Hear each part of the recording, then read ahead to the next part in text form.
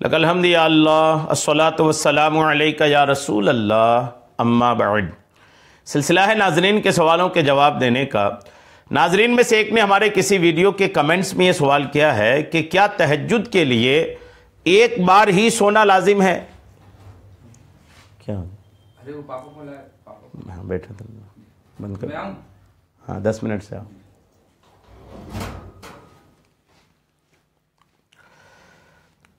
लकल हम्दि या अल्लाह अस्सलातु वस्सलामु अलैका या रसूल अल्लाह अम्मा बाद।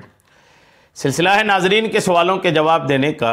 नाजरीन में से एक ने हमारे किसी वीडियो के कमेंट्स में ये सवाल किया है कि क्या तहज्जुद के लिए सिर्फ एक ही मरतबा सोना लाजिम है? यानी अगर कोई एक से ज़्यादा बार अगर सोता है क्या वो तहज्जुद नहीं पढ़ सकता? यानी ये हमारा जो साइल है ये शायद ये समझना चाह रहे हैं, ये शायद इनके जहन में ये है कि अगर कोई इशा पढ़ के सोया, सोने के बाद पहली बार जब नींद खुली तो क्या उसी बार ही तहज्जुद पढ़ना लाजिम है? यानी एक बार नींद खुलने के बाद अगर दोबारा सो गया फिर उसके बाद उठा तो क्या आप तहज्जुद नहीं पढ़ सकता? शायद ये पूछना चाहते हैं। आइए मैं जवाब क्लियर करता हूं कि एक बार ही सोकर तहज्जुद पढ़ना लाजिम है या फिर एक से ज्यादा बार नींद खुलने के बाद सोने के बाद भी तहज्जुद पढ़ सकते हैं। क्या इसकी हकीकत है? आइए तवज्जो के साथ सुनिए। इशा पढ़कर सोना तहज्जुद के लिए तो शर्तों में से है। इस पर जो कलाम किया गया है, जो बातें बयान की गई हैं, आइए वो सुनिए तो बात वाज़ेह हो जाएगी।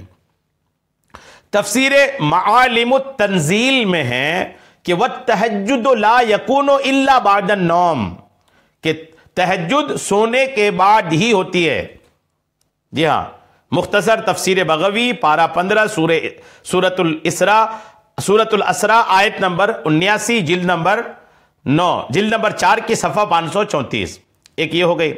और अल मोजमुल कबीर में है अनिल हज्जाज बिन अमर बिन गजिया साहब रसूलुल्लाह सल्लल्लाहु तआला अलैहि वसल्लम क़ाल इन्नमा तहज्जुदुल मर्अ युसल्ली सलात बाद रक़दतिन। यानी हज्जाज बिन अमर बिन गजिया रदियल्लाहु तआला अन्हु जो सहाबी रसूल हैं, इनसे मरवी है कि आप फरमाते हैं तहज्जुद ये है कि बंदा कदरे सोने के बाद नमाज अदा करे। नमाज कदरे सोने के बाद नमाज अदा करे, ये तहज्जुद के ताल्लुक से है। ये कहां लिखा है? अल मोजमुल कबीर जिल्द नंबर 3 सफ़ा 225। और रद्दुल मुहतार में है कि इमाम काजी हुसैन शाफई फरमाते हैं इस्तिलाह में सोने के बाद नवाफिल पढ़ने को तहज्जुद कहते हैं। ये रद्दुल मुहतार अला दुर्रुल मुख्तार जिल्द 2 सफ़ा 566 में है। सदरुल शरिया मुफ्ती मोहम्मद अमजद अली आज़मी रहमतुल्लाह ताला अलैह फतवा अमजदिया में फरमाते हैं नमाज इशा पढ़कर सोने के बाद जब उठे, तहज्जुद का वक्त है और यह वक्त तुलुए फज्र तक है और बेहतर वक्त बादे निस्फ़े शब यानी आधी रात के बाद है। और अगर सोया ना हो तो तहज्जुद नहीं, अगरचे जो नफल पढ़े जाए सलातुल लैल उन्हें शामिल कि सलातुल लैल तहज्जुद से आम है। ये फतवा अमजदिया जिल्द 1 सफ़ा 243 में बातें लिखी है।